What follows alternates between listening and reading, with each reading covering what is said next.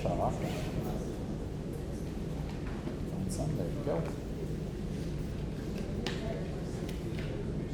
Okay.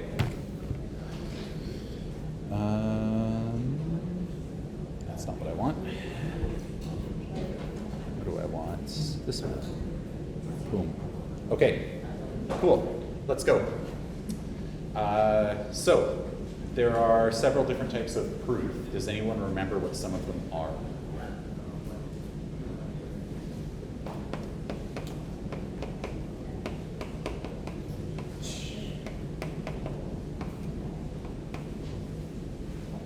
Yep.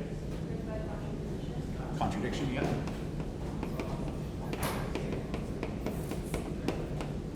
Two. Yep. Direct, yep. Three. Yep. Contraposition.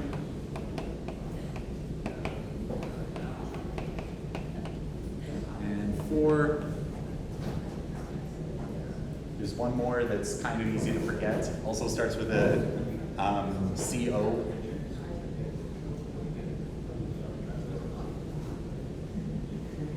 Counterexample.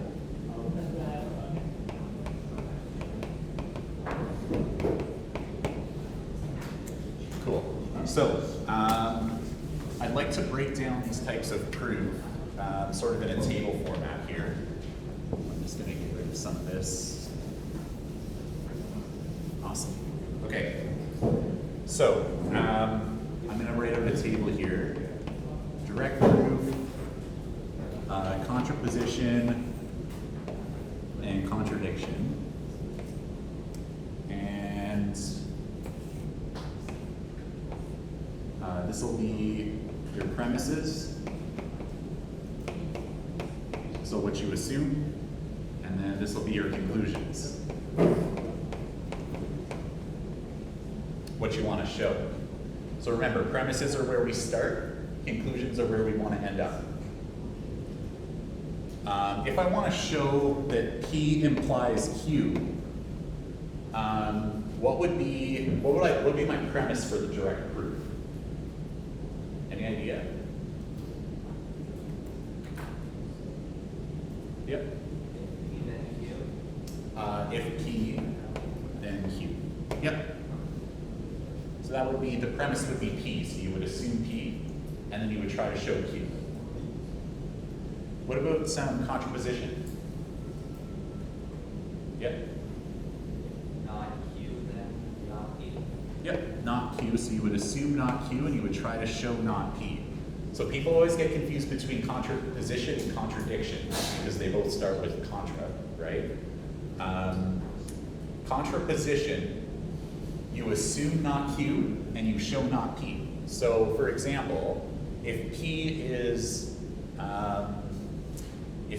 that you work, and Q is that you get paid. See, we want to show that if you work, you'll get paid, right? We could also, to show that if you work, you get paid, we could also show that if you don't work, sorry, if you don't get paid, then you didn't work. Those two things are the same thing, right? If you're certain that if you didn't get paid, then you didn't work, then that means if you work, you get paid, right? That's contraposition. You can also do the whole sidewalk is wet thing, right? So if you wanted to show that if you wanted to show that if it rains, the sidewalk gets wet, you could also show that every time the sidewalk is dry, it didn't rain. Those are the same thing, right? What about contradiction? What do I assume?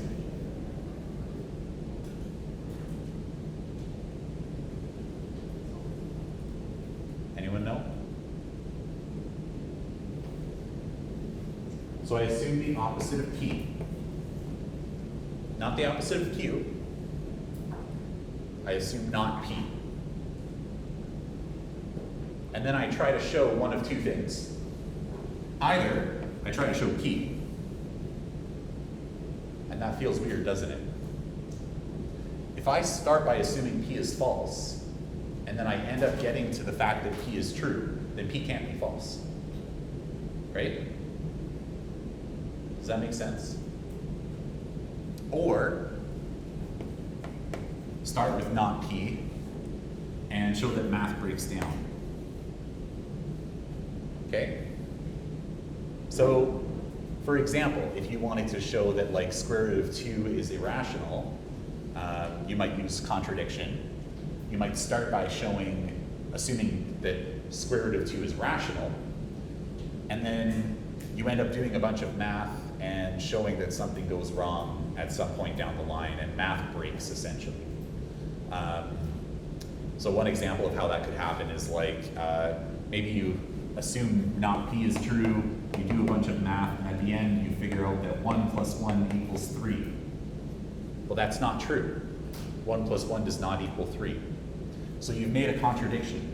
This can't be true because 1 plus 1 is not equal to 3. Does that make sense? How we do contradiction? Cool. The other thing I want to say about proofs as a couple like words of advice. First off, proofs are hard. Okay? Let that sink in. Proofs are hard. They're not easy for anybody. If you come up to me and you say that proofs are easy for you, you're lying to me. That's not true. Okay? Proofs are hard. They're hard for me. They're hard for like, Einstein. They're hard. They're not easy. Math is like an art. So, as an example, and proofs especially are like an art. So, if you were trying to learn how to play guitar, right? And you went and attended every concert from all these famous guitarists and were paying attention to how they were playing guitar, and then you learned like to read sheet music and tabs and that, and then I handed you a guitar, you would suck. You're not going to be able to play well, right? You can't just assume that because you've watched other people do proofs, and because you've watched other people, you've learned the theory of proofs, that you can actually do proofs. You probably can't. So you're going to suck at first, and that's okay, because everybody sucks at first, right? And like, you're not abnormal if you're struggling with it. Everybody in this room is struggling with it right now. So just try and take it easy, like take it slow, and just learn and mess up and make mistakes. That's okay. Because just like guitar, right? Everybody can learn to play guitar. They might not be great at it, right? Like there's people who are better, like there's some like Mozarts, right? There's some Einsteins. Presumably none of us in this class are gonna be Einsteins, myself included, right? But we can all do math, right? You can all play guitar. I believe if you spent enough time on it, anybody can learn to play guitar, anybody can learn to do proofs. It's not that hard, it just takes time, right? So hopefully that makes a bit of sense. And hopefully that makes you feel a little bit better if you're struggling with it. So what are some tips for proofs? Go for a walk and think about stuff, or don't think about stuff. Go talk to your family. Go watch a TV show that's like mindless and takes your mind off of stuff. Go pet your dog. Like, I don't know, I don't care. Just do something that's not proofs if you're struggling with proofs. That is the best strategy I can ever give you, is like take your mind off of it for a bit. Don't get stuck, right?